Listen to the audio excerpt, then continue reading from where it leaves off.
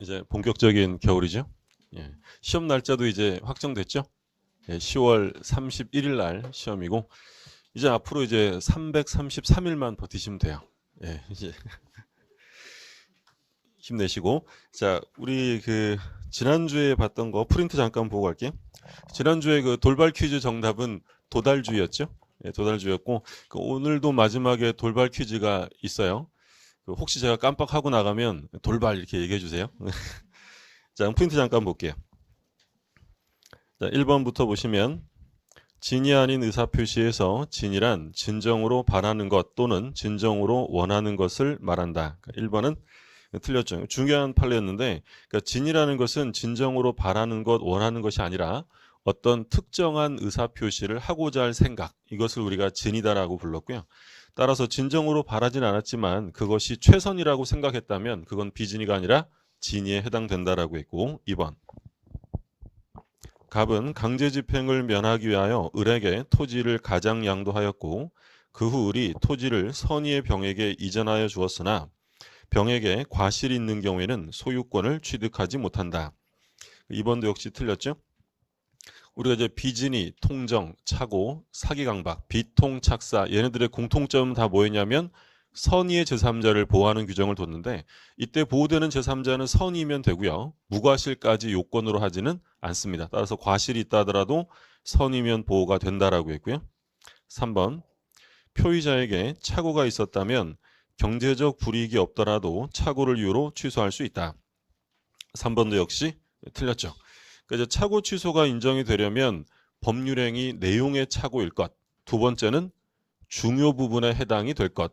세 번째는 중과실이 없을 것 이랬는데 근데 경제적 불이익이 없다면 그건 중요 부분에 해당되지 않는다고 했죠. 그래서 착오 취소가 되려면 반드시 경제적 불이익이 있어야 합니다. 그래서 우리가 뭐 무효인 가압류 판례라고 하면서 봤던 내용이죠. 반드시 경제적 불이익이 있어야 되고 4번 대리인의 사기로 계약을 체결한 자는 본인의 선악 여부나 과실 유무를 묻지 않고 계약을 취소할 수 있다. 그래서 중요한 말은 누가 사기쳤다는 거예요? 대리인. 그럼 대리인은 제3자 사기가 아니죠. 그러니까 우리가 원래 제3자가 사기나 강박을 행한 경우에는 상대방이 그 사실을 알았거나 알 수 있었을 때 하나요 취소할 수 있다라고 했는데 근데 대리인이 사기쳤다면 얘는 제3자가 아니죠. 본인과 동일시하는 자니까 마치 상대방이 사기친 것과 다를 바 없다. 따라서 본인이 알든 모르든 상관없이 언제든지 취소할 수 있다라고 했죠. 4번은 옳은 지문이 되겠고요. 그 다음에 5번 격지자 간 의사표시의 효력 발생 시기는 원칙적으로 발신주에 의한다. 5번은 좀 조심하시라고 했죠. 그러니까 격지자든 대화자든 원칙은 전부 다 도달주의고요. 그럼 발신주의를 취하는 거는 격지자 중에 뭐만 발신주의라 그랬어요? 승낙만 발신주의고 또 우리 발신주의로 본 게 뭐 있었냐면 무권대리 상대방 최고에 대한 본인의 확답. 본인의 확답도 역시 발신주의다라고 했죠. 두 번째 건 기억이 안 나죠? 예. 오늘 또 볼 거예요. 무권대리에서 공부할 거고 그래서 발신주의 우리 시험 범위에서는 두 가지를 기억하셔야 돼요. 지금 나오는 것처럼 격지자는 원래 도달주의인데 5번은 틀렸는데 격지자 중에서 승낙은 발신주의다라고 했고 두 번째는 무권대리인 상대방이 최고 있을 때 본인이 추인하겠다 거절하겠다라는 확답을 하게 되는데 이 확답은 도달주의가 아니라 발신주의라고 했고요. 그 다음에 6번 매매 위임장을 제시하고 매매 계약을 체결하였다면 대리인이 자신의 이름으로 법률행위를 하였어도 대리행위로 본다. 요건 이제 오늘 좀 이따 볼 건데 그 대리행위 우리가 앞에서 봤잖아요. 그럼 대리가 되려면 자기 이름으로 하는 게 아니라 본인을 위해서라는 것을 표시해 줘야 돼요. 근데 우리가 공부했던 것처럼 어떤 방식이 요구되느냐라고 물으면 방식이 필요해요? 필요 없어요? 방식은 필요 없죠. 그래서 지금 보시는 것처럼 본인이 써준 위임장을 제시했다면 그때는 대리행위로 인정이 된다라는 판례. 좀 이따 다시 한번 보시고 그럼 7번 대리인은 의사능력자임을 요하지 않는다. 7번도 이제 우리 민법 조문인데 대리인은 행위능력자임을 요하지 않고요. 그러니까 의사능력은 있어야 돼요. 그러니까 대리를 공부했잖아요. 그러니까 대리에서는 의사결정을 하는 사람이 본인이에요, 대리인이에요. 의사결정하는 사람 대리인이에요. 그러니까 대리인이 의사결정하기 때문에 최소한 뭐는 있어야 되냐면 제정신이 될 거 아니에요. 그렇죠? 의사 능력이 있어야 되고 좀 이따 보겠지만 행위 능력자임을 요하지는 않는다라고 해요. 자, 그래서 7번도 틀렸고. 자, 오늘 내용 들어가기 전에 앞에 좀 빠뜨린 거 잠깐 좀 보고 갈게요. 48쪽에 불공정 행위부터 좀 보고 갑니다.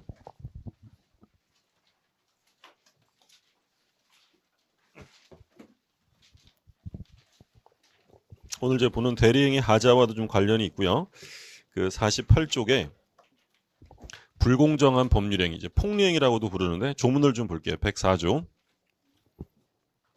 당사자의 궁박, 경솔 또는 무경험으로 인하여 현저하게 공정을 잃은 법률행위는 무효로 한다. 그러니까 우리가 이제 103조를 봤어요. 103조에서는 선량한 풍속, 기타 사회 질서에 반하면 무효다. 그러니까 굉장히 추상적인 일반 규정을 두고 있다고 했죠. 그래서 반사회적 행위에 해당되는 것들은 우리 뭐 첩계약부터 해가지고 뭐 아주 여러 가지들이 많았는데 지금 방금 읽은 104조 이제 불공정 행위, 이제 폭리행위라고도 부르는데, 그러니까 이 불공정 행위는 어떤 독립된 규정이 아니라 반사회적 행위 중에 한 가지의 예를 들어 놓은 규정이다라고 생각하시면 돼요. 그러니까 사회 질서에 반한 행위는 엄청 많은데 그 다음 조문에 바로 한 가지의 대표적인 예를 들어 놓은 게 바로 불공정 행위다. 그러면 이 불공정 행위는 결국 어디 안에 들어가 있는 거예요? 103조 안에. 그러면 얘랑 법적 성질은 같다라고 생각하시면 되겠죠? 그럼 바꿔서 말하면 불공정 행위는 무효인데 상대적 무효라는 거예요? 절대적 무효라는 거예요. 이게 절대적 무효였으니까 얘도 똑같이 절대적 무효에 해당이 돼요. 그러니까 절대적 무효란 얘기는 제3자가 보호받을 수가 없다라는 거예요. 그러면 지금 방금 읽은 법조문은 이런 거예요. 갑이라는 사람이 예를 들어 한 5억 상당의 건물을 가지고 있어요. 근데 갑이 지금 상태가 좀 안 좋아요. 궁박, 경솔 또는 무경험의 상황인데 을이라는 자가 갑의 이 상태 안 좋은 걸 이용해서 매매 계약을 체결하고 폭리를 취했다는 거야. 그래서 5억짜리 부동산을 샀는데 대금은 예를 들어 1억 원밖에 안 줬대요. 요게 이제 불공정 행위라는 거죠. 그러면 이 요건이 갖춰지게 되면 우리 민법은 지금 이 효력은 뭐라고 적어놨냐면 무효다라고 했어요. 불공정 행위는 무효다. 그러면 지금 사례로 보신 것을 이제 글로 써보면 요건을 이제 갖춰야 되는데 객관적인 요건하고 이제 주관적인 요건으로 나눌 수 있는데요. 그러니까 객관적인 요건은 가격차가 많이 나야 돼요. 현저한 불균형이 있을 것. 그 다음에 이제 주관적인 요건은 당사자의 궁박, 경솔, 그리고요 또는 궁박, 경솔 또는 무경험을 적극 이용하려는 의도가 있어야 한다. 요게 갖춰지게 되면 이제 이건 불공정 행위로 무효가 되는데 몇 가지 좀 살펴보실 내용은 일단 가격 차이가 현저해야 한다라고 했죠. 현저한 게 몇 배냐? 그러니까 몇 배 이런 건 없어요. 그러니까 사건마다 달라질 수 있기 때문에 그러니까 예를 들어 이런 거죠. 2만 원짜리를 만 원에 산 거하고 200억짜리를 100억에 산 거랑 느낌이 같아야 달라요. 다르죠. 똑같은 2분의 1이지만 사건마다 달라질 수 있기 때문에 우리 법원이 현저하다는 것은 산술적으로 평가할 문제가 아니다. 그래서 사건마다 법원이 살펴볼 것이고요. 그럼 현저하다는 거는 내 느낌에 주관적으로 현저하면 되는 거예요? 객관적으로 현저해야 돼. 객관적 가치를 따져야 되는 거죠. 자, 여기서 이제 중요한 판례는 뭐가 있냐면 이때 현저하다는 것을 판단하는 기준 시점이 언제냐. 우리 판례에 따르면 법률 행위시라고 봐요. 그러니까 계약시죠. 그러니까 이건 무슨 얘기냐면 만약에 계약을 체결할 때는 가격이 현저하지 않았어요. 현저하지 않았는데 계약이 체결된 이후에 사정이 바뀌어서 가격 차가 엄청 벌어졌대요. 그럼 이건 불공정 행위에 아니라는 거예요. 아니다라는 거예요. 언제만 보신다고요? 법률 행위시. 중요한 판례고. 그래서 나중에 달라진 사정은 고려하지 않고요. 그 다음에 궁박, 경솔 또는 무경험을 적극적으로 이용해야 한다. 그러니까 궁박이라는 것은 보통 이제 사전적 의미로는 경제적인 곤궁함, 경제적인 급박함을 말하는데 우리 판례는 여기서의 급박하다는 것은 경제적 원인에 국한하는 것이 아니고요. 정신적, 심리적 모든 원인을 포함한다라는 것이 판례 입장이야. 그러니까 내가 경제적으로 매우 급박해서 헐값에 팔았을 때만 불공정 행위가 되는 것이 아니고요. 정신적 심리적 원인의 경우에도 인정한다. 예를 들어서 제 명예가 손상될까 봐 두려워서 엄청 싸게 팔아줬대요. 불공정 행위가 아니라는 거예요. 제가 명예가 손상될까 겁나가지고 얘가 원하는 대로 엄청 싸게 팔아줬다면 경제적 원인은 아니지만 어떤 원인이 있어요? 정신적 심리적 급박함으로 싸게 팔아줄 수 있잖아요. 그럼 그것도 역시 뭐에 들어가냐면 궁박이다라고 보는 거야. 꼭 경제적 원인에 한정하는 건 아니고, 뭐 경솔이라는 건 뭐 특별하게 설명드릴 내용 없고, 무경험은 이제 조심하실 점은 경험이 없다, 일천하다라는 건데, 여기에서 무경험이란 특정 거래 영역의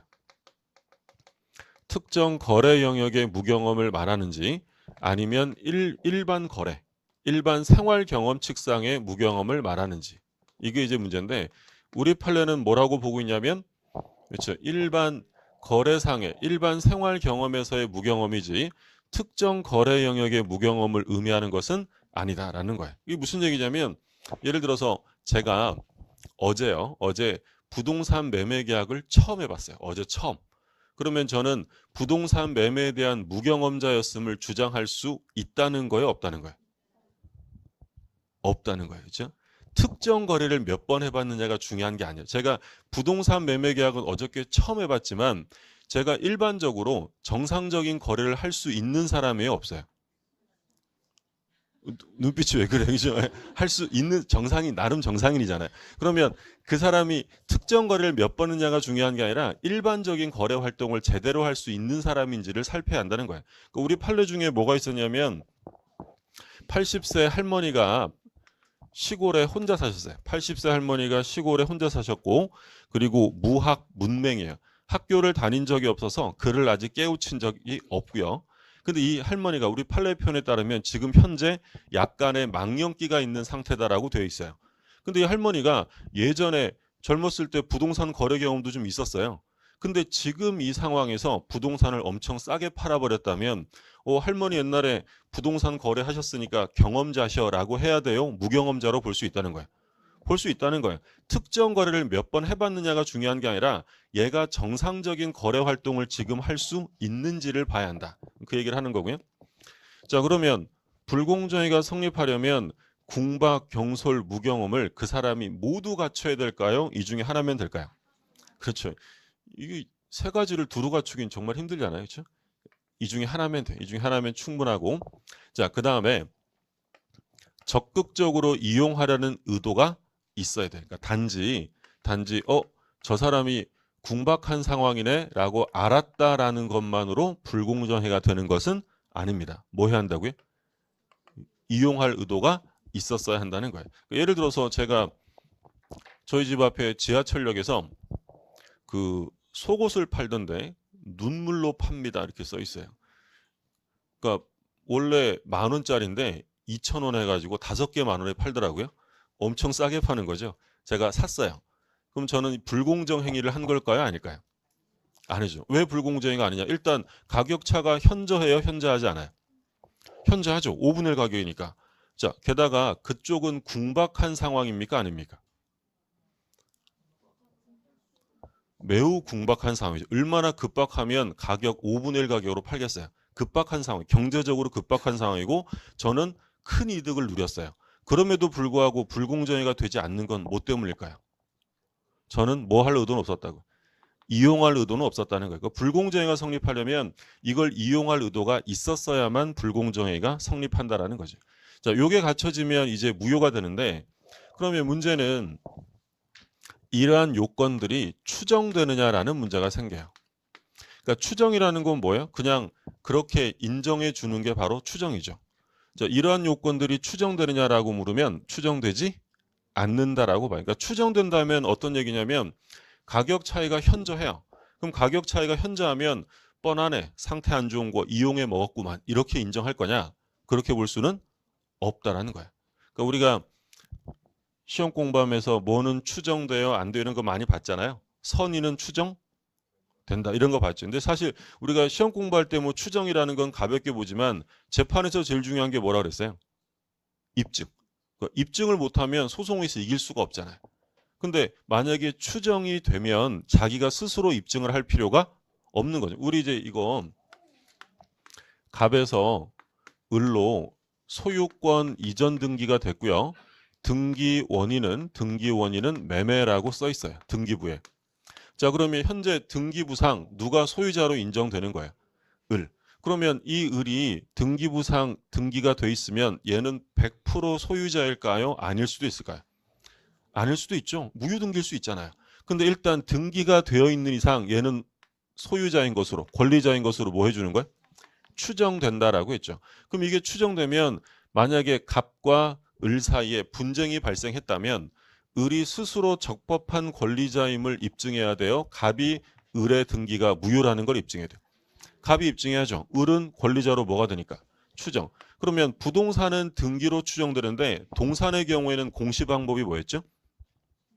점유. 부동산은 등기하는데 동산은 점유를 하는 거, 등기라는 게 아니라 뭘로 공시하냐면 점유. 점유라는 게 이제 뭐냐면 사실상 지배하면, 제가 이 책을 지금 소지하고 있고 지배하고 있으면 제가 권리자로 추정되는 거죠.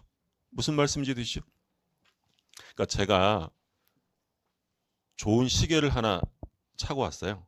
그럼 여러분들이 보시기에도 그 시계가 되게 좋아 보여. 그러면 이제 보통 사람들은 어떤 생각을 하느냐? 자, 1번. 와, 저 시계 좋다. 쟤 어디서 샀을까? 2번. 와, 저 시계 좋다. 쟤 어디서 훔쳤을까? 보통은 1번이겠죠. 근데 제가 꼭 샀을까요? 훔쳤을 수도 있잖아요. 근데 일단 제가 점유하고 소지하고 있으면 훔쳤든지 뭔지 모르겠지만 일단은 권리자로 뭐 해준다고? 추정해준다. 그게 이제 추정력이라는 거예요.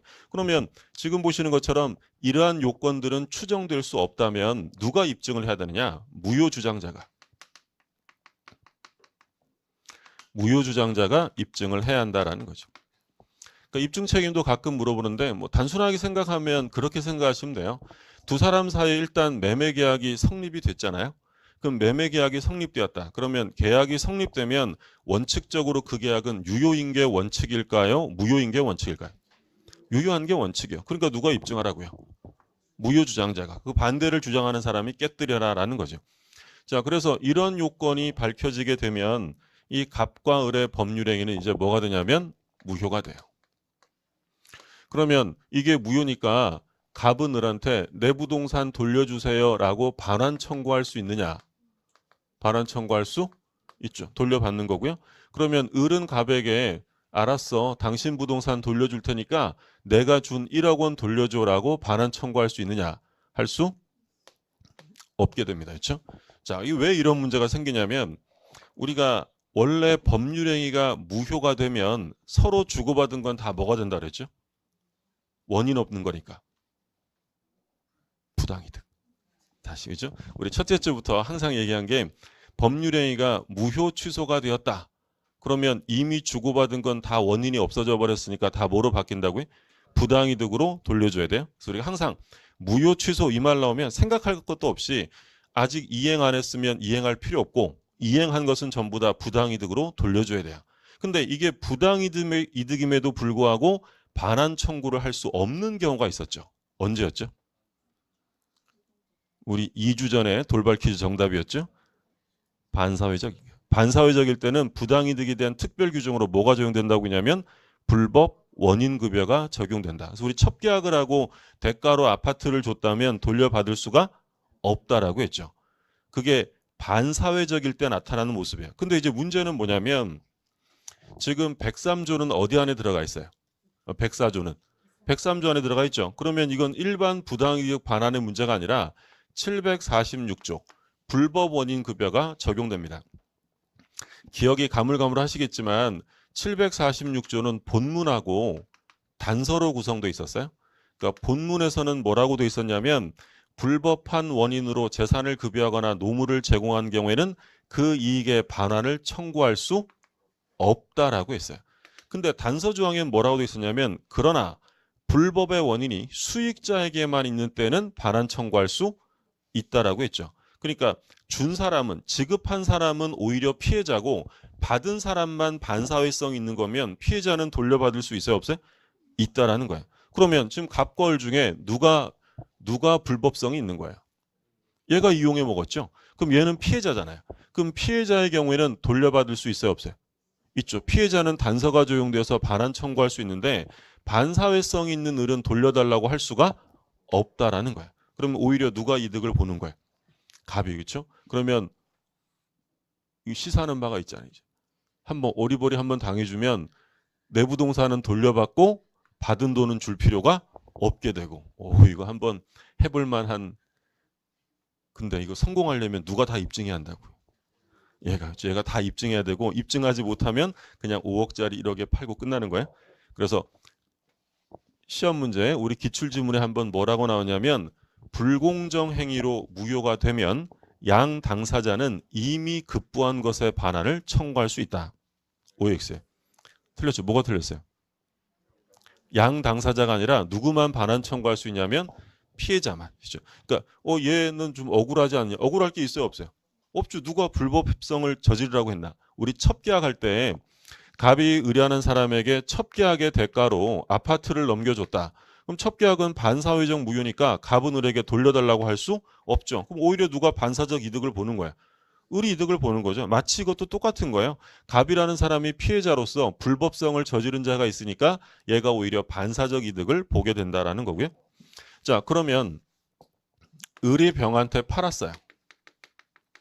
근데 이 병은 이게 불공정 행위를 통해서 넘어왔다는 사실을 전혀 몰랐답니다. 자, 그러면 이 병은 권리를 취득할 수 있다는 거예요, 없다는 거예요? 취득할 수 없다. 상대적 무효가 아니라 뭐야? 절대적 무효. 얘 권리자에게 샀어요, 무권리자에게 샀어요?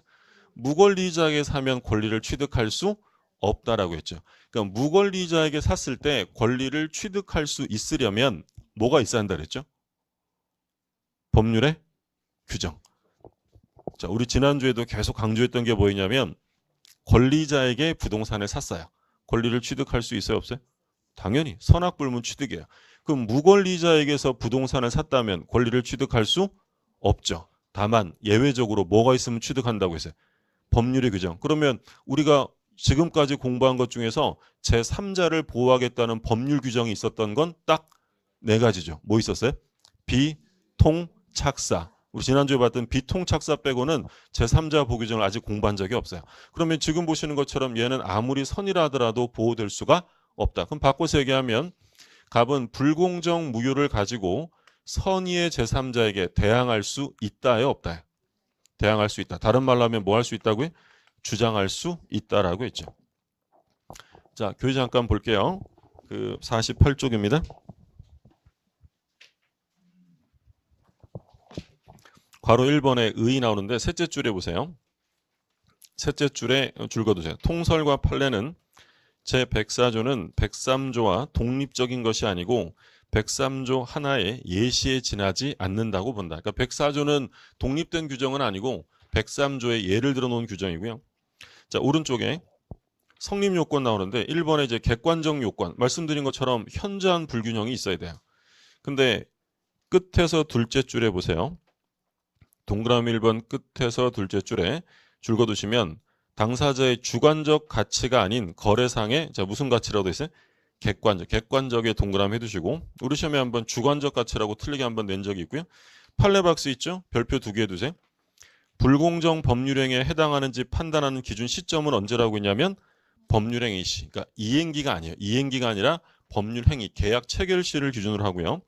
그 다음에 2번에 주관적 요건 나오죠? 별표 2개 해두시고, 굵은 글씨 보시면 적극적으로 이용하려는 의사가 있어야 돼요. 단지 알았다는 것만으로 안 되고, 그 다음에 기억해 보시면 궁박, 경솔, 무경험은 모두 구비되어야 하는 것은 아니고 하나만 갖춰도 충분하다. 자, 궁박이 나오죠? 궁박은 경제적 원인에 국한하는 것이 아니고 정신적, 심리적 원인 다 들어간다라고 했고요. 그리고 무경험 나오죠? 줄거두시면 일반적인 생활 체험의 부족을 의미하는 것으로 어느 특정 영역에 있어서의 경험 부족이 아니라 거래 일반에 대한 경험 부족을 뜻한다. 그래서 어떤 특정 거래 영역의 무경험이다라고 하면 틀리고요. 자, 니은의 굵은 글씨 별표 하나 하고 줄거두세요. 경솔무경험은 대리인 기준, 궁박은 본인 기준. 일단 줄 긋고 넘어가세요. 좀 이따 볼 거고. 다음 페이지. 3번에 입증 책임 있죠? 입증 책임에 별표 하나 해두시고요. 그래서 둘째 줄에 뭐라고 되냐면 추정하거나 인정되는 게 아니라고 돼 있죠. 따라서부터 줄 거두세요. 따라서 불공정 법률행위를 주장하는 자는 스스로 궁박, 경솔, 무경험으로 인하였음을 증명해야 한다. 누가 입증해야 한다고 되냐면 무효주장자가 입증을 해야 되고, 그 다음에 4번에 적용범위 있죠? 적용범위의 별표 3개 해두시고요.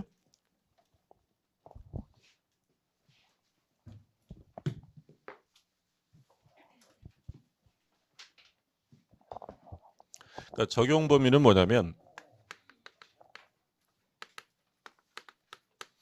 우리가 지금 불공정 행위라는 건 갑이 을에게 예를 들어 A라는 걸 주고요. 을도 갑에게 B라는 반대급부를 줬는데 얘랑 가격 차이가 현저하면 불공정이라는 말을 쓴 거예요. 근데 어떤 법률행위는 이렇게 서로 주고받는 게 아니라 일방적으로 주기만 하는 법률행위도 있어요. 대표적으로 뭐가 있겠어요? 갑이 을에게 대가 없이 주는 거? 증여죠, 증여. 그러면 갑이 을에게 A라는 걸 주는데 을은 갑에게 주는 게 없어요. 그럼 일방적으로 주는 이 증여라는 것은 불공정 행위를 논할 수가 없죠. 그래서 증여와 같은 무상 행위 또는 기부 행위는 불공정 행위가 적용될 수 없습니다. 또 적용 안 되는 게 뭐 있냐면 경매. 시가보다 엄청 싼 가격으로 경락을 받았대요. 불공정 무효예요? 유효해요? 유효하다라는 거죠. 그래서 경매는 뭐 법률행위도 아니고 이런 것들은 불공정행위가 적용될 수 없는 거예요. 그러니까 일단 적용될 수 없는 거 2가지 기억해 두세요. 증여하고 뭐예요? 경매. 이건 뭐 시험에 굉장히 자주 나와요. 증여와 경매는 불공정행위가 적용될 수 없고 나머지 것들은 그냥 뭐 적용된다고 생각하시면 돼요. 뭐 단독행위나 합동행위 이런 것들은 다 적용되고. 자, 그래서 51쪽에 맞아 볼게요. 51쪽에 동그라미 3번. 동그라미 3번 둘째 줄 가운데 절대적 무효가 되어 줄거두세요. 제3자가 선이라 하더라도 권리를 취득할 수 없으며, 그러니까 절대적 무효니까 제3자는 보호 안 되고 이를 추인하여 새로운 법률행위 하는 것도 허용될 수 없다. 추인 대상이 될 수 없다는 거야. 이건 좀 이따가 오늘 공부할 거예요. 추인하여 새로운 행위로 될 수 없고, 자, 그러나 무효행위 전환에 관한 민법 제138조가 적용될 수 있다는 것이 판례 입장이다. 자, 판례 박스 1번이 그 얘기인데 1번에 별표 3개 해두세요. 매우 중요한 판례입니다. 그러니까 불공정행위로 무효인 경우에 무효행위의 전환에 관한 규정이 적용될 수 있느냐? 우리 판례는 적용된다라고 봐요. 그러니까 지금은 무효인데 이거를 바꿔주는 게 바로 무효행위의 전환인데요. 그러니까 불공정행위로 무효가 된 경우에 추인은 인정되지 않아도 뭐는 인정이 되냐면 전환. 그러니까 어떤 사건이 있었냐면 어떤 회사에서 땅을 사가지고 이제 거의 건물을 짓도록 돼 있었어요. 근데 미리 땅을 조금 사두고 죽어도 안 팔아. 우리 그거 뭐라 그래요? 알박기 사건이에요. 죽어도 안 판다고 버티고 있으니까 이 시공일자가 다가오니까 이 회사가 굉장히 급박해져 가지고요. 그 땅을 엄청 비싸게 샀어요. 평당 7,500에 매수한 사건인데 일단 산 다음에 이 회사가 소송을 제기한 거야. 이건 우리의 궁박한 상황을 이용해서 폭리를 취한 거니까 불공정 무효다라고 한 거죠. 우리 법원은 맞다. 이건 불공정 행위로 무효가 맞다라고 판시했는데 그러면서 우리 판례가 뭐라고 했냐면 근데 어차피 이 부동산을 팔 거였다면 이 터무니없는 가격으로는 무효지만 가격을 좀 낮춰서 적정한 가격으로 바꿔서 유효한 매매 계약으로 뭐 해주겠다는 거야? 전환, 바꿔주겠다라는 거야. 그래서 불공정 행위로 무효가 된 경우에 이를 전환할 수 있느냐라고 물으면 전환이 인정된다. 굉장히 중요한 판례고요. 이게 2010년 판례인데 이 판례가 나오고 거의 매년 시험들 돌아가면서 출제가 돼요. 우리 시험에서도 한 3번 정도 나왔어요. 이후로 계속 나올 수 있는 판례니까 꼭 기억해 두셔야 되고요. 근데 이 알박기 한 사람이 법 공부를 좀 한 사람이에요. 그래서 이 폭리행위를 하면서 어떤 합의를 하나 있냐면 부재소 합의를 같이 한 사건이에요. 부재소 합의라는 건 뭐야? 제소를 하지 않는 합의죠. 그럼 불공정 행위를 저지르면서 소송하지 않기로 하는 부재소 합의를 했다면 이 부재소 합의는 유효겠어요? 이것도 무효겠어요? 당연히 무효죠. 그게 이제 2번 판례. 2번 판례 보시면 매매계약 등 쌍무계약이 불공정 법률행위에 해당하여 무효인 경우 그 계약에 관한 부재소 합의의 효력 괄호에 뭐라고 돼 있어요? 무효. 부재소 합의까지도 무효다라는 사건이고요.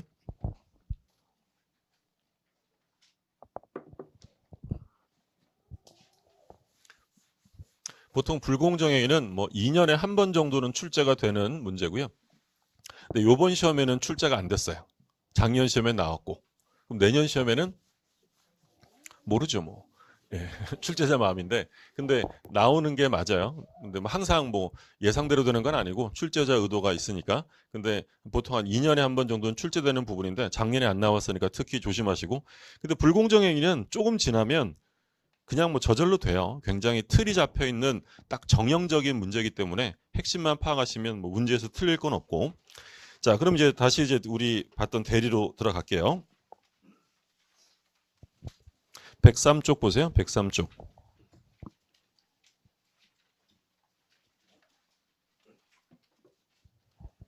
자, 103쪽에 대리 행위. 현명주의가 나오죠. 114조입니다. 114조 제1항. 찾으셨어요? 예. 1항 대리인이 그 권한 내에서 본인을 위한 것임을 표시한 의사표시는 직접 본인에게 대하여 효력이 생긴다. 자, 1항을 좀 천천히 보면 대리인이 그 권한 내에서라고 돼 있어요. 권한 내에서. 만약에 권한을 초과해버리면 그건 무권대리 문제가 생기는 거예요. 그래서 본인에게 직접 효과가 생기려면 권한 내에 할 것. 첫 번째 나왔고, 두 번째 본인을 위한 것임을 표시해야 돼요. 이때 본인을 위한 것임을 표시한다는 것을 현명이라고 불러요. 대리님을 드러낸다는 거죠. 이걸 현명이라 하고. 자, 그래서 권한 내에서 대리인이 현명을 하면 효과는 누구한테 생기냐면 본인에게 생기는데 직접이라고 돼 있죠. 직접. 그러니까 일단 대리인에게 귀속되었다가 가는 게 아니라 바로 본인에게 간다. 바꿔서 얘기하면 우리가 공부하는 대리는 간접 대리가 아니라 무슨 대리야? 직접 대리다라는 거예요. 이 항을 보세요. 전항의 규정은 대리인에게 대한 제3자 의사표시에 준용한다. 자, 이 항은 뭐라고 되냐면 대리인에게 대한 제3자 의사표시라고 돼 있어요. 그럼 의사표시한 사람이 대리인이에요? 제3자예요? 제3자죠. 대리인에게라고 돼 있으니까. 그러면 대리인이 의사표시를 하는 게 아니라 제3자 의사표시를 뭐 하는 거야? 받는 거야. 그럼 이거 무슨 대리야? 수동대리죠. 우리 지난주에 대리의 종류를 볼 때 대리인이 의사표시를 하면 능동대리고 하는 게 아니라 받기만 하면 수동대리. 그럼 이 항의 규정은 뭐냐면 수동대리의 경우에도 적용되는 범위 내에서는 1항의 능동대리에 관한 규정을 적용한다는 거야. 그러니까 상대방이 대리인에게 의사표시를 했다. 이건 당신에 대한 게 아니라 본인을 위한 것이야 라고 현명했다면 효과는 누구한테 간다는 거야? 본인에게 직접 귀속된다라는 얘기죠. 수동대리도 마찬가지다라는 얘기예요.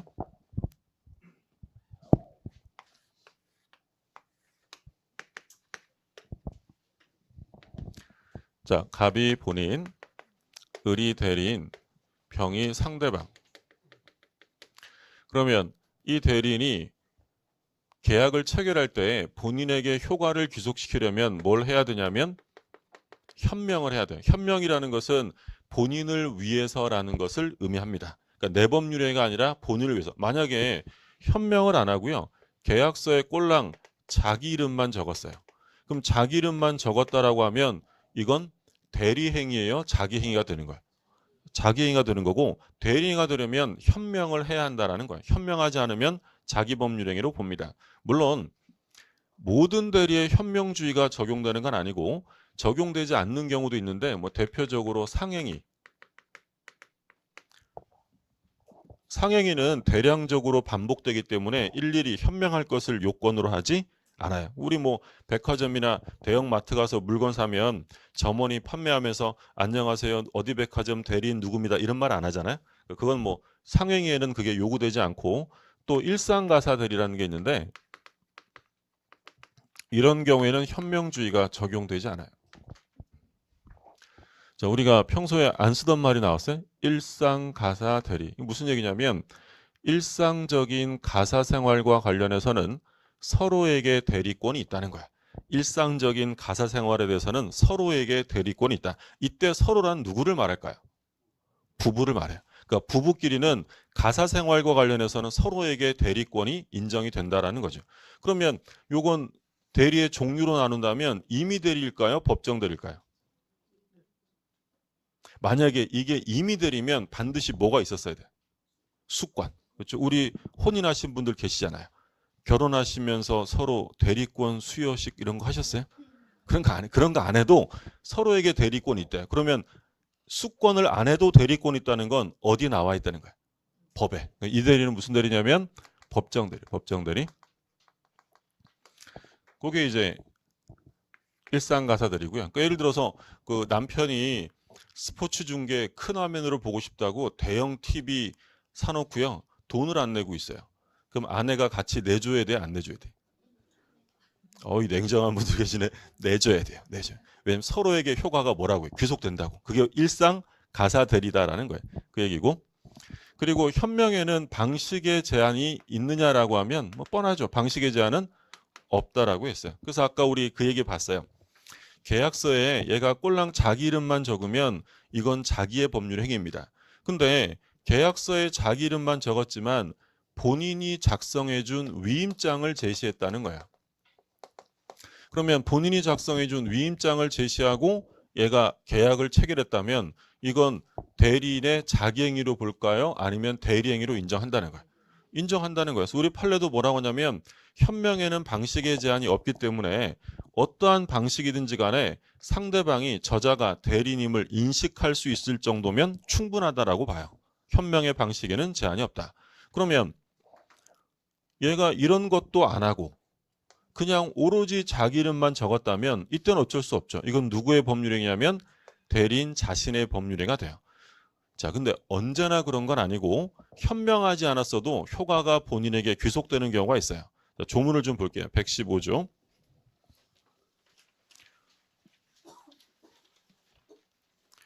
자, 104쪽에 보세요. 104쪽에 그 1번 판례에만 별표 하나 해두세요. 판례 박스에 1번 판례에만 별표. 뭐라고 되냐면 제목에 줄거진 것만 보시면 매매 위임장을 제시하고 매매 계약을 체결했다. 위임장 제시 사건이죠. 그러면 마지막에 끝에서 둘째 줄 마지막에 그것만으로 저 자신이 매도인으로서 타인물을 매매한 것으로 볼 수 없다. 그러니까 남의 걸 팔아먹은 게 아니라 뭘로 인정해 준다는 거야. 대리 행위로 인정해 준다라는 거야. 그러니까 남의 걸 팔아먹는 걸 타인물의 매매라고 부르는 거야. 자기 이름으로 남의 걸 판 게 아니라 대리로 인정해 주겠다. 자, 115조 조문에 별표 하나 해두세요. 대리인이 본인을 위한 것임을 표시하지 아니한 때는 줄여서 말하면 현명하지 않은 때죠. 그 의사 표시는 자기를 위한 것으로 본다. 간주한다라는 거고요. 그러나 상대방이 대리인으로서 한 것임을 알았거나 알 수 있었을 때에는 전조 제1항의 규정을 준용한다. 그러면 현명을 안 하면 이건 대리인 자신의 법률행위가 되는데 근데 상대방이 저자가 현명을 안 했지만 대리 행위한 것이라는 것을 알았거나 또는 알 수 있었대요. 그러면 누구한테 효과가 간다는 거야? 본인에게 직접 귀속이 된다라는 거야. 알았거나 언제라고요? 알 수 있어요. 알 수 있을 때랑 같은 말이 뭐였어요? 과실로 알지 못한 거. 과실로 알지 못했다는 건 알 수 있었다는 거죠. 그러면 과실로 알지 못했다면 대리인이 책임져야 돼요? 본인에게 가는 거야. 본인에게죠. 알았거나 설령 몰랐어도 과실이 있었다면 효과는 본인에게 귀속이 된다. 그 얘기고. 자, 그럼 오른쪽에 116조 대리행위 하자 나오죠. 대리행위 하자에 별표 2개 해두시고요. 자, 1항을 봅니다. 의사표시 효력이 의사의 흠결, 사기, 강박 또는 어느 사정을 알았거나 과실로 알지 못한 것으로 인하여 영향을 받을 경우에 그 사실의 유무는 대리인을 표준하여 결정한다. 그러니까 좀 전에 우리 어떤 얘기냐면 대리 행위를 한다는 것은 의사결정하는 사람이 누구라 그랬어요? 본인이에요? 대리인이에요? 의사결정하는 사람은 대리인이 하는 거예요. 대리인이 의사결정을 하기 때문에 의사결정에 있어서의 흠결이나 하자의 문제가 발생이 되면 본인 기준이 아니라 누구를 기준으로 한다고? 대리인을 기준으로 한다라는 얘기예요.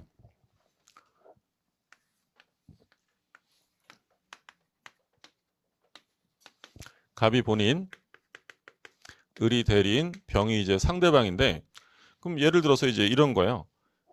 대리인이 병이랑 상대방이랑 예를 들어 매매 계약을 했는데 거기에 대해서 본인은 착오가 있었고요.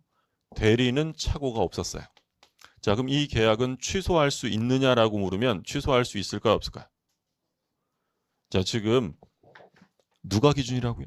대리인. 그러면 이 문제에서 본인이 어쩌고 저쩌고 이러는 건 다 그냥 꼬드기는 지문이에요. 누구만 보시면 돼. 대리인. 얘는 보는 거 아니에요. 그러면 대리인에게 착오가 없죠. 그럼 취소가 돼, 안 돼? 안 되는 거예요. 누구만 보시라고요? 대리인. 본인 보시는 거 아니에요. 자, 또 볼게요. 그러면 이 병이 이 을한테 비진이 표시랍니다. 비진이 표시. 그럼 비진이 표시는 우리가 공부한 것처럼 원칙은 유효예요, 무효예요? 원칙은 유효고 언제 무효가 되냐면 상대방이 진이 아님을 알았거나 알 수 있었으면 무효가 돼요. 근데 이 본인은 이게 비진이라는 걸 전혀 몰랐어요. 선이 무과실이고 대리인은 비진이라는 걸 알고 있었어요. 그럼 병은 본인에게 이게 비진이로 무효다라는 것을 주장할 수 있어요, 없어요? 무효를. 자, 원칙은 유효인데 알았거나 알 수 있었으면 무효가 되는 거예요? 근데 누가 기준이라고? 얘는 보는 거 아니라고. 얘는 누굴 보라고요? 얘가 악이잖아요. 그러면 무효를 주장할 수 있죠. 주장은 얘한테요, 본인한테 하는 거예요. 당연히 효과는 다 누구한테 가니까 본인에 가기 때문에 본인에게 무효를 주장할 수 있다는 거예요. 좀 돼가죠? 예. 또 대리인이 반사회적 행위를 저질렀어요. 그러니까 우리가 이중매매 공부했었잖아요. 이중매매 혹시 기억나세요? 이중매매는 원칙이 유효예요, 무효예요? 원칙은 유효인데 어떤 말이 들어가면 반사회적 무효가 된다고 했냐면 적극가담. 그러면 대리인이 제2매매 적극가담을 한 거야. 근데 본인은 그 사실을 전혀 몰랐어요. 그러면 본인은 소유권 취득이 될까 안 될까요? 대리인이 적극가담을 했는데 본인은 전혀 몰랐다. 소유권 취득할 수 없는 거예요. 본인은 보시는 거 아니라고요. 누가 적극가담했다고요? 대리인. 그러면 전부 다 대리인이 표준이기 때문에 대리인이 가담했다면 본인이 어쩌고 이러는 건 다 유혹하는 지문이니까 누구만 보세요? 대리인만 보시는 거예요. 자, 또 볼게요. 병이 부동산을 하나 가지고 있는데 대리인이 이걸 샀어요. 근데 이 부동산에 하자가 있었던 거예요. 하자. 그러니까 매도인은 매수인에게 완전한 물건, 완전한 권리를 이전할 의무가 있고요. 만약에 하자 있는 물건을 팔았다면 매도인은 매수인에게 책임을 지게 됩니다. 그런 책임을 우리가 나중에 뭐라고 부르냐면 담보 책임이라고 불러요. 우리가 이제 기본 이론 과정 가면 나중에 자세하게 볼 텐데, 그러면 하자가 있는 걸 팔았을 때 담보 책임을 매수인이 얘한테 물을 수 있는데, 이 담보 책임을 물으려면 이걸 살 때 하자가 있다는 것을 뻔히 알고 샀어도 물을 수 있을까요? 모르고 샀어야 될까요? 모르고 샀어야 돼. 알고 샀다면 하자 담보 책임 물을 수 없어요?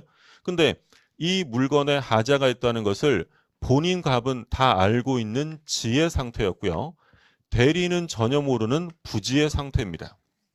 자, 그러면 본인은 이자에게 담보 책임을 물을 수 있어요, 없어요? 물을 수 있다. 얘는 보는 거 아니라고요. 누구만 보시라고. 대리는 몰랐잖아요. 대리는 몰랐다면 얘가 표준이니까 담보 책임을 물을 수 있다. 물론 기준은 이 사람이지만 당연히 모든 건 누구한테 가는 거야? 본인. 그럼 담보 책임을 물을 사람은 대리인이에요? 본인이 묻는 거예요? 본인. 당연한 거죠. 우리 만약에 대리인이 사기를 당했어요. 그럼 대리인이 사기당했다면 얘가 기준이니까 취소할 수 있어요? 없어요? 있는데 취소는 을이에요? 갑이 하는 거예요? 갑이 하는 거고 대리인은 원래 취소권이 인정되지 않는 거예요. 특별수권이 없는 한 다 누가 하는 거냐면 본인이 하는 거죠. 여기까지 되셨죠? 그럼 결론은 뭐예요? 지금 판례들 되게 여러 가지 봤는데 어쩌고 저쩌고 얘기하면 본인이 어쨌느냐는 볼 필요 없고요. 누구만 보시라고요. 대리인. 자, 그래서 시험에 잘 나오는 게 아까 우리 백사조 봤죠? 불공정행위. 궁박, 경솔, 무경험을 이용해야 되는데 궁박은 누가 기준이냐면 본인 기준이고요. 경솔, 무경험은 대리인 기준이야. 그러니까 우리가 지금 봤던 것들 다 누가 기준이었냐면 대리인 기준이잖아요. 근데 불공정행위에서 급박한 상황이라는 것은 누구를 기준으로 하냐면 본인 기준이 된다라는 거예요. 그러니까 다른 건 다 대리인 기준인데 불공정행위에서 궁박이 본인 기준이 되기 때문에 요게 시험에 여러 차례 출제된 적이 있어요. 그러면 결론, 궁박 빼고 다 누구만 보시라고요? 대리인 보시면 돼요. 자, 그럼 이제 예외적으로 2항을 볼게요. 2항. 특정한 법률 행위를 위임한 경우에 대리인이 본인의 지시에 따라 그 행위를 한 때는, 그러니까 지금 2항은 대리인이 스스로 의사결정을 한 것이 아니라 본인이 뭐 했대요? 지시에 동그라미 해두세요. 본인의 지시에 따라. 이 항 첫째 줄 가운데 본인의 지시에 따라 그 행위를 한 때에는 본인은 자기가 안 사정 또는 과실로 인하여 알지 못한 사정에 관하여 대리인의 부지를 주장하지 못한다. 이게 무슨 얘기냐면, 자, 이 그림 계속 볼게요. 부동산에 하자가 있어요. 근데 하자가 있다는 걸 본인은 알고 있고 대리인이 몰랐다면 원칙적으로 담보 책임을 물을 수 있다 그랬어요, 없다 그랬어요? 얘는 하자가 있는 걸 알았는데 대리는 몰랐어요. 담보 책임 물을 수 있어요, 없어요? 있다. 얘는 보는 거 아니라고 했죠? 여기까지 됐죠? 지금까지 본 게 누구 기준이라고? 대리인. 자, 그런데 이 항에서는 뭘 말하냐면 그걸 뻔히 알고 있는 본인이 아무것도 모르는 대리인에게 뭐 했다고요? 지시를 내린 거예요. 야, 대리인, 너 묻지 말고 가서 그거 병거 사와. 그래서 얘가 아무것도 모르고 산 거야. 그러니까 이 갑이 나중에 뭐라고 하냐면 우리 대리는 몰랐으니까 네가 책임져라 라고 할 수 있겠느냐? 돼, 안 돼? 안 돼요. 본인이 뭐 한 거니까. 알고 지시 내린 거잖아요. 그러면 결론, 본인이 지시했다 이런 말만 안 나오면 누구만 보시는 거예요? 대리인만 보면 되는 거예요. 참고에 나와 있는 판례도 마찬가지. 그래서 파란 글씨에 뭐라고 되냐면 대리행위 하자의 기준이 되는 자. 참고 박스에 별표 2개 해두시고요.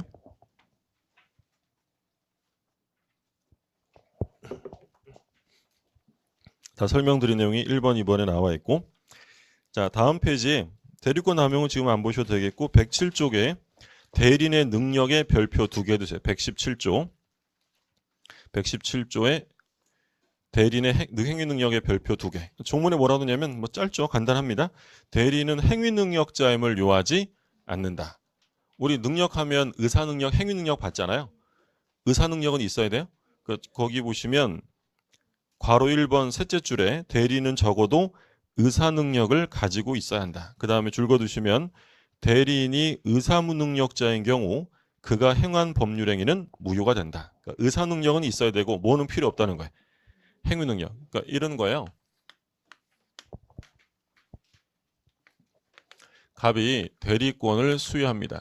수권 행위를 통해서 을이 대리권을 갖게 되었는데 얘가 18살의 미성년자였어요. 그런데 이 갑이 자기 아파트를 팔아달라고 대리권을 줬더니 미성년자 을이 아파트를 팔았다. 그러면 이 미성년자가 나중에 사실은 제가 미성년자입니다 라고 하면서 이 매매 계약을 취소할 수 있느냐라고 묻는 거예요. 취소할 수 있다는 거야, 없다는 거야? 없다는 거예요. 그러니까 원래는 미성년자면 취소할 수 있잖아요. 그런데 얘가 지금 자기 법률행위를 한 거예요? 대리행위 한 거예요? 네, 이게 지금 117조예요. 이 규정 때문에 대리인은 행위능력자임을 요하지 않는다라고 되어 있기 때문에 제한능력자가 법률행위 했다 하더라도 그건 유효한 법률행위지 취소할 수 없다. 그러면 본인이요. 우리 대리인이 미성년자라는 걸 이유로 본인이 취소할 수 있을까요? 없을까요? 안 되겠죠. 얘가 취소하면 좀 이상하잖아. 만약에 본인은 취소할 수 있다 이러면 저는 대리인 필요하면 무조건 미성년자 쓸 거예요. 그죠? 요즘 똑똑한 애들 얼마나 많아. 써가지고 잘하면 잘했어요 하고 맞는 거 사주고 못하면 취소해버리고 완전 내 마음대로 할 수 있잖아요. 말도 안 되는 거고 대리인이 제한능력자로 행위를 했다면 그건 완전히 유효한 행위이기 때문에 본인도 대리인도 취소할 수 없어요. 이게 3년 전에 이 사례 문제로 나왔어요. 본인이 취소할 수 있느냐? 물론 안 돼요. 근데 여기서 이제 구별하실 점은 뭐가 있냐면 요 미성년자 을에게 자기 소유의 부동산이 하나 있었어요. 할아버지가 증여해 주신 게 있어서 18살의 갑에 대린 을이 자기 부동산을 A에게 파는 매매 계약을 합니다. 그러면 이 을이 이 매매 계약을 제한 능력을 이유로 취소할 수 있을까요? 없을까요? 그건 되는 거예요. 그러면 똑같은 을인데 이건 되고 이건 안 되는 거예요? 차이점 뭐겠어요? 이건 대리행위를 한 거예요? 자기행위를 한 거예요? 자기행위한 거니까 일반 원칙에 따라 취소가 되는데 얘가 아무리 제한 능력자라도 어떤 행위를 했으면 대리행위를 했으면 취소할 수 없다는 거예요. 그게 바로 이 117조 때문이에요. 117조에서 대리는 뭘 요하지 않는다고요? 행위 능력자임을 요하지 아니한다라고 돼 있고 근데 아까 우리 OX 할 때 나왔잖아요. 의사 능력 없어도 돼요? 의사 능력 있어야 된다고. 그 의사결정을 해야 되니까 의사 능력은 당연히 있어야 되는 거죠. 그러면 효과를 귀속받는 본인은 의사결정 안 하잖아요. 그럼 본인은 의사 능력이 있어야 될까요? 없어야 될까요? 본인은 의사결정 안 하니까 그냥 권리 능력이 있으면 돼요. 사람이면 된다고. 우리 가끔 TV 뉴스나 이런 거 보면 두세 살 먹은 애가 아파트를 몇 채 가지고 있고 주식을 뭐 몇백만 주 갖고 있다 이런 말 나오잖아요. 그럼 두세 살 먹은 애가 쥐가 뛰댕기면서 매매 계약을 했을 리가 없잖아요. 누가 해줬겠어요? 부모가, 친권자, 법정 대리인이죠. 그러면 두세 살 먹은 어린아이는 뭐가 되는 거예요? 효과를 귀속받는 본인이 되는 거죠. 그러면 본인 두세 살 먹은 애가 의사 능력이 있어요? 없어요? 없죠. 효과를 귀속받을 수 있으면 되기 때문에 이 본인의 경우에는 대리인과 달라요. 자, 정리하면 대리인은 의사 능력이 있어야 돼요? 없어야 돼요? 의사 능력 있어야 돼. 제정신이 한다 그랬잖아. 행위 능력이 있어야 돼요? 없어야 돼요? 없어도 돼요. 근데 본인의 경우에는 효과만 귀속받으면 되니까 행위 능력 필요 없고 모두 필요 없다고요? 의사 능력 필요 없는 거고 그러면 뭐만 있으면 된다고? 권리 능력, 사람이면 된다라는 거예요. 자, 그래서 그 괄호 2번 줄거두세요. 괄호 2번 보시면 제한 능력자인 대리인이 상대방과 한 대리행위도 완전한 대리행위이므로 본인이나 대리는 제한 능력을 이유로 취소할 수 없다. 그러니까 본인도 안 되고 대리인도 취소할 수 없다는 거죠. 다음 페이지에 뭐 효과는 다 누구한테 귀속된다고 했냐면 본인에게 귀속이 돼요. 확인해 두시고.